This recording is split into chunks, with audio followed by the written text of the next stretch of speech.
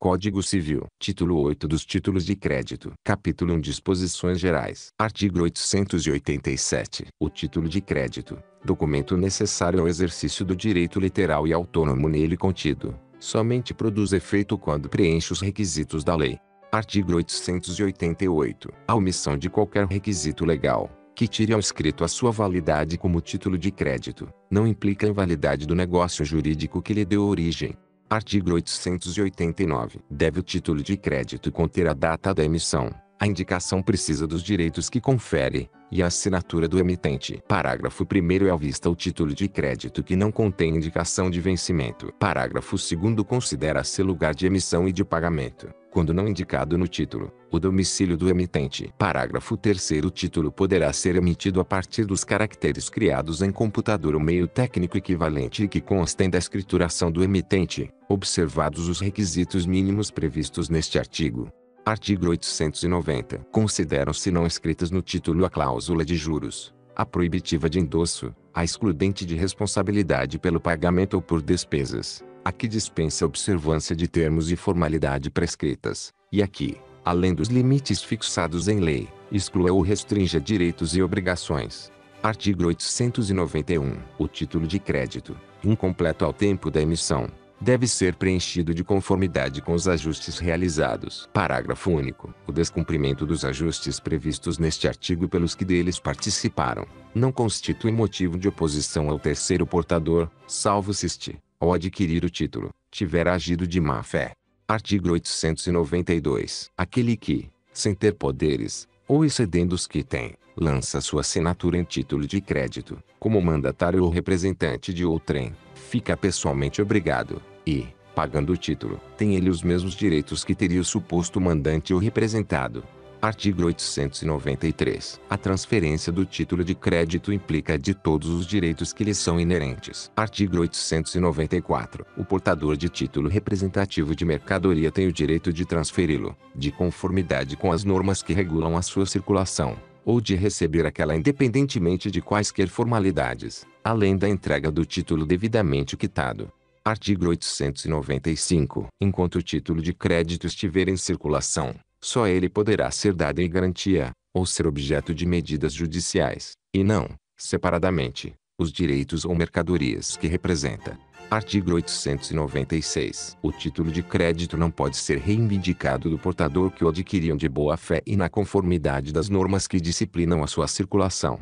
Artigo 897. O pagamento de título de crédito, que contém obrigação de pagar soma determinada, pode ser garantido por aval. Parágrafo único. É vedado o aval parcial. Artigo 898. O aval deve ser dado no verso ou no anverso do próprio título. Parágrafo 1º. Para a validade do aval, dado no anverso do título, é suficiente a simples assinatura do avalista. Parágrafo 2º. Considera-se não escrito o aval cancelado. Artigo 899. O avalista equipara-se àquele cujo nome indicar, na falta de indicação, ao emitente ou devedor final. Parágrafo 1. Graus pagando o título, tem o avalista ação de regresso contra o seu avalizado e demais co-obrigados anteriores. Parágrafo 2º. Subsiste a responsabilidade do avalista, ainda que nula a obrigação daquele a quem se equipara, a menos que a nulidade decorra de vício de forma.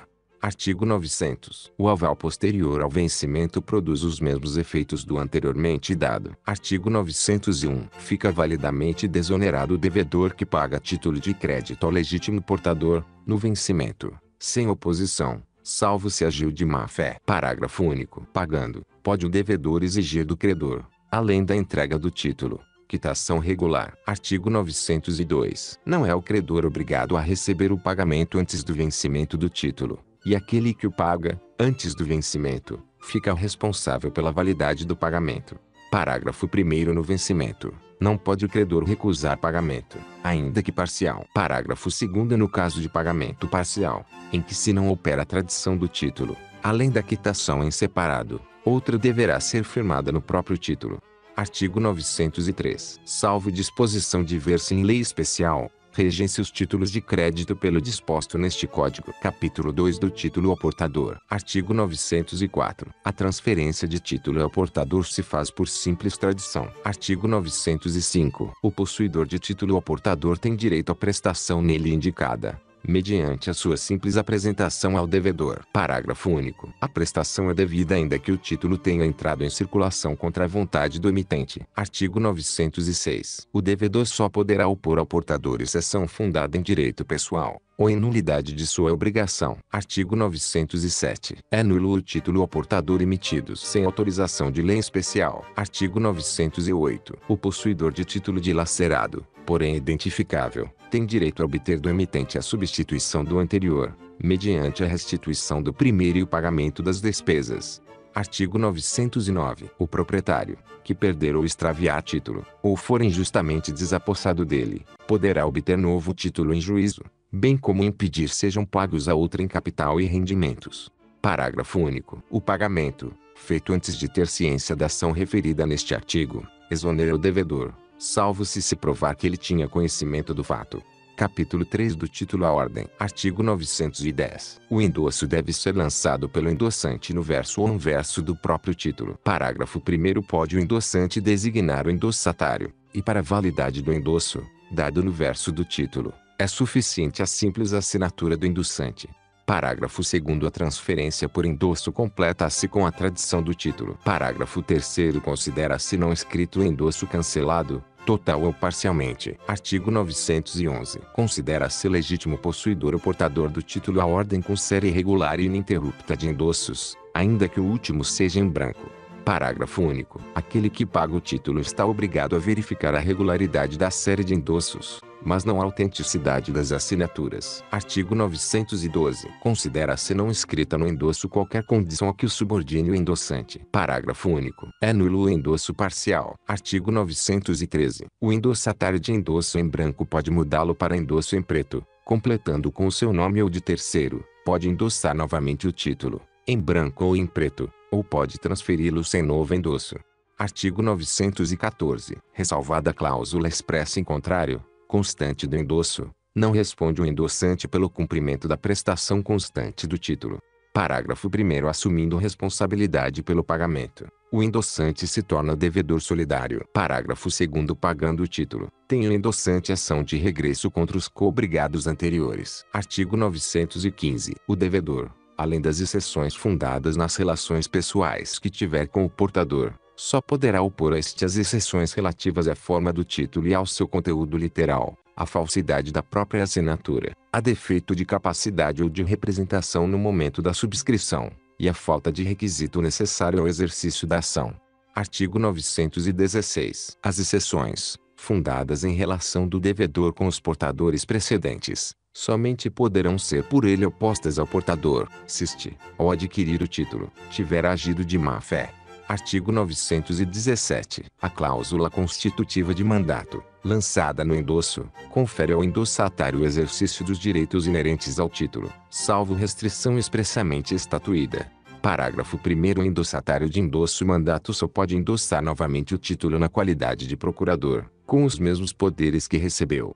Parágrafo 2º. Com a morte ou a superveniente incapacidade do endossante, não perde eficácia o endosso mandato. Parágrafo 3º. Pode o devedor opor ao endossatário de endosso mandato somente as exceções que tiver contra o endossante. Artigo 918. A cláusula constitutiva de penhor, lançada no endosso, confere ao endossatário o exercício dos direitos inerentes ao título. Parágrafo 1º. O endossatário de endosso penhor só pode endossar novamente o título na qualidade de procurador. Parágrafo 2º. Não pode o devedor opor ao endossatário de endosso penhor as exceções que tinha contra o endossante, salvo se aquele tiver agido de má fé. Artigo 919. A aquisição de título à ordem, por meio de verso do endosso, tem efeito de cessão civil. Artigo 920. O endosso posterior ao vencimento produz os mesmos efeitos do anterior. Capítulo 4 do título nominativo. Artigo 921. É título nominativo emitido em favor de pessoa cujo nome conste no registro do emitente. Artigo 922. Transfere-se o título nominativo mediante termo, em registro do emitente, assinado pelo proprietário e pelo adquirente. Artigo 923. O título nominativo também pode ser transferido por endosso que contém o nome do endossatário. Parágrafo 1º. A transferência mediante endosso só tem eficácia perante o emitente, uma vez feita competente averbação em seu registro, podendo o emitente exigir do endossatário que comprove a autenticidade da assinatura do endossante.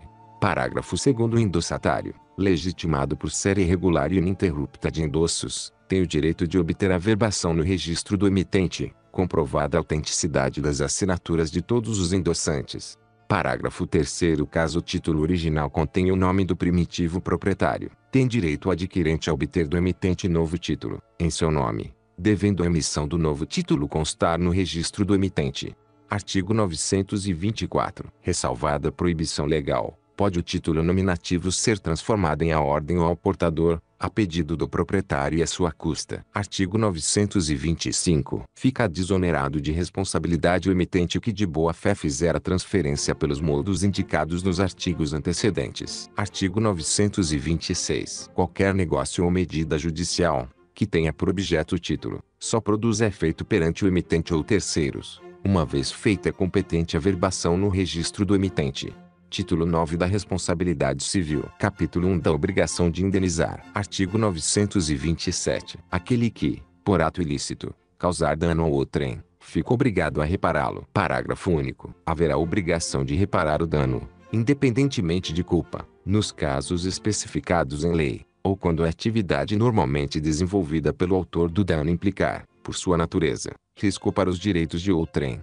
Artigo 928. O incapaz responde pelos prejuízos que causar, se as pessoas por ele responsáveis não tiverem obrigação de fazê-lo ou não dispuserem de meios suficientes. Parágrafo único. A indenização prevista neste artigo, que deverá ser equitativa, não terá lugar se privar do necessário o incapaz ou as pessoas que dele dependem. Artigo 929. Se a pessoa lesada, ou o dono da coisa, no caso do inciso 2 do artigo 188, não forem culpados do perigo, assistir-lhes há direito à indenização do prejuízo que sofreram. Artigo 930. No caso do inciso 2 do artigo 188, se o perigo ocorrer por culpa de terceiro, contra este terá o autor do dano ação regressiva para ver a importância que tiver ressarcido ao lesado. Parágrafo único. A mesma ação competirá contra aquele em defesa de quem se causou o dano. Artigo 931. Ressalvados outros casos previstos em lei especial, os empresários individuais e as empresas respondem independentemente de culpa pelos danos causados pelos produtos postos em circulação. Artigo 932. São também responsáveis pela reparação civil: 1. Os pais, pelos filhos menores que estiverem sob sua autoridade e em sua companhia. 2. O tutor e o curador, pelos pupilos e curatelados, que se acharem nas mesmas condições. 3. O empregador ou comitente, por seus empregados, serviçais e prepostos, no exercício do trabalho que lhes competir, ou em razão dele. 4. Os donos de hotéis, hospedarias, casas ou estabelecimentos onde se albergue por dinheiro, mesmo para fins de educação, pelos seus hóspedes, moradores e educandos. 5. Os que gratuitamente houverem participado nos produtos do crime, até a concorrente quantia. Artigo 933. As pessoas indicadas nos incisos 1 a 5 do artigo antecedente, ainda que não haja culpa de sua parte, responderão pelos atos praticados pelos terceiros ali referidos. Artigo 934. Aquele que ressarcir o dano causado por outrem pode reaver o que houver pago daquele por quem pagou, salvo se o causador do dano for descendente seu, absoluta ou relativamente incapaz. Artigo 935. A responsabilidade civil é independente da criminal, não se podendo questionar mais sobre a existência do fato, ou sobre quem seja o seu autor, quando estas questões se acharem decididas no juízo criminal. Artigo 936. O dono, ou detentor, do animal ressarcirá o dano por este causado, se não provar culpa da vítima ou força maior. Artigo 937. O dono de edifício ou construção responde pelos danos que resultarem de sua ruína, se esta provier de falta de reparos, cuja necessidade fosse manifesta. Artigo 938. Aquele que habitar prédio, ou parte dele, responde pelo dano proveniente das coisas que dele caírem ou forem lançadas em lugar indevido. Artigo 939. O credor que demandar o devedor antes de vencida a dívida, fora dos casos em que a lei o permita, ficará obrigado a esperar o tempo que faltava para o vencimento, a descontar os juros correspondentes, embora estipulados, e a pagar as custas em dobro.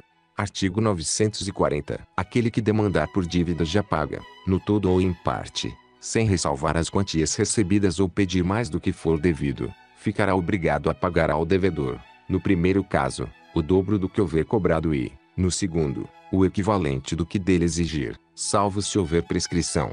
Artigo 941. As penas previstas nos arts. 939 e 940 não se aplicarão quando o autor desistir da ação antes de contestada a lide, salvo ao réu o direito de haver indenização por algum prejuízo que prove ter sofrido.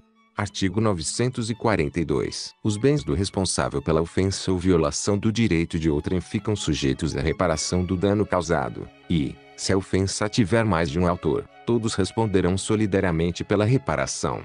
Parágrafo único. São solidariamente responsáveis com os autores os coautores e as pessoas designadas no artigo 932. Artigo 943. O direito de exigir reparação e a obrigação de prestá-la transmitem-se com herança. Capítulo 2 da indenização. Artigo 944. A indenização mede-se pela extensão do dano. Parágrafo único. Se houver excessiva desproporção entre a gravidade da culpa e o dano, poderá o juiz reduzir, equitativamente, a indenização. Artigo 945. Se a vítima tiver concorrido culposamente para o evento danoso, a sua indenização será fixada tendo-se em conta a gravidade de sua culpa em confronto com a do autor do dano.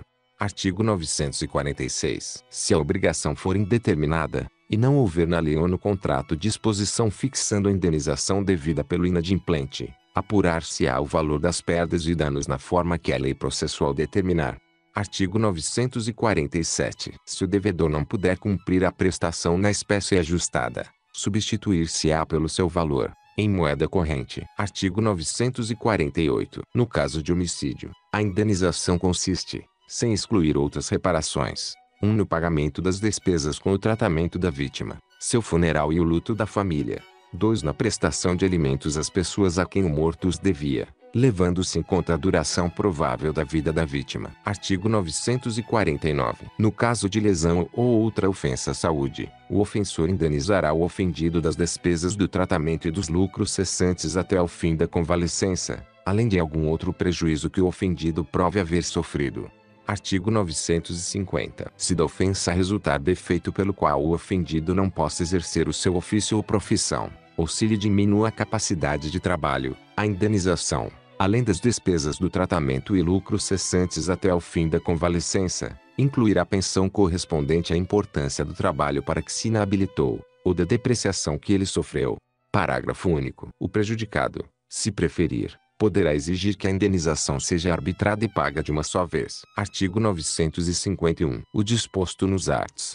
948, 949 e 950 aplica-se ainda no caso de indenização devida por aquele que, no exercício de atividade profissional, por negligência, imprudência ou imperícia, causar a morte do paciente, agravar-lhe o mal, causar-lhe lesão, ou inabilitá-lo para o trabalho. Artigo 952. Havendo usurpação ou esbulho do alheio, além da restituição da coisa, a indenização consistirá em pagar o valor das suas deteriorações e o devido a título de lucros cessantes, faltando a coisa, dever-se-á reembolsar o seu equivalente ao prejudicado. Parágrafo único. Para se restituir o equivalente, quando não exista a própria coisa, estimar-se-á ela pelo seu preço ordinário e pelo de afeição, contanto que este não se avantaje àquele. Artigo 953. A indenização por injúria, difamação ou calúnia consistirá na reparação do dano que delas resulte ao ofendido. Parágrafo único. Se o ofendido não puder provar prejuízo material, caberá ao juiz fixar, equitativamente, o valor da indenização, na conformidade das circunstâncias do caso. Artigo 954. A indenização por ofensa à liberdade pessoal consistirá no pagamento das perdas e danos que sobrevierem ao ofendido, e se este não puder provar prejuízo, tem aplicação o disposto no parágrafo único do artigo antecedente. Parágrafo único. Consideram-se ofensivos da liberdade pessoal: 1. O cárcere privado. 2. A prisão por queixa ou denúncia falsa e de má-fé. 3. A prisão ilegal. Título 10 das preferências e privilégios creditórios. Artigo 955. Procede-se a declaração de insolvência toda vez que as dívidas excedam a importância dos bens do devedor. Artigo 956. A discussão entre os credores pode versar quer sobre a preferência entre eles disputada, quer sobre a nulidade, simulação, fraude ou falsidade das dívidas e contratos. Artigo 957. Não havendo título legal à preferência, terão os credores igual direito sobre os bens do devedor comum. Artigo 958. Os títulos legais de preferência são os privilégios e os direitos reais. Artigo 959. Conservam seus respectivos direitos os credores, hipotecários ou privilegiados. 1. Sobre o preço do seguro da coisa gravada com hipoteca ou privilégio, ou sobre a indenização devida, havendo responsável pela perda ou danificação da coisa. 2. Sobre o valor da indenização, se a coisa obrigada à hipoteca ou privilégio for desapropriada. Artigo 960. Nos casos a que se refere o artigo antecedente, o devedor do seguro, ou da indenização, exonera-se pagando sem oposição dos credores hipotecários ou privilegiados. Artigo 961. O crédito real prefere ao pessoal de qualquer espécie, o crédito pessoal privilegiado, ao simples, e o privilégio especial, ao geral. Artigo 962. Quando concorrerem aos mesmos bens, e por título igual, dois ou mais credores da mesma classe especialmente privilegiados, haverá entre eles rateio proporcional ao valor dos respectivos créditos, se o produto não bastar para o pagamento integral de todos. Artigo 963. O privilégio especial só compreende os bens sujeitos, por expressa disposição de lei, ao pagamento do crédito que lhe favorece, e o geral, todos os bens não sujeitos a crédito real nem a privilégio especial. Artigo 964. Tem privilégio especial. 1. Sobre a coisa arrecadada e liquidada, o credor de custas e despesas judiciais feitas com a arrecadação e liquidação. 2. Sobre a coisa salvada, o credor por despesas de salvamento. 3. Sobre a coisa beneficiada, o credor por benfeitorias necessárias ou úteis. 4. Sobre os prédios rústicos ou urbanos, fábricas, oficinas, ou quaisquer outras construções, o credor de materiais, dinheiro, ou serviços para sua edificação, reconstrução, ou melhoramento. 5. Sobre os frutos agrícolas, o credor por sementes, instrumentos e serviços à cultura, ou à colheita. 6. Sobre as alfaias e utensílios de uso doméstico, nos prédios rústicos ou urbanos, o credor de aluguéis, quanto às prestações do ano corrente e do anterior. 7. Sobre os exemplares da obra existente na massa do editor, o autor dela, ou seus legítimos representantes, pelo crédito fundado contra aquele no contrato da edição. 8. Sobre o produto da colheita, para qual houver concorrido com o seu trabalho, e principalmente a quaisquer outros créditos, ainda que reais, o trabalhador agrícola, quanto à dívida dos seus salários.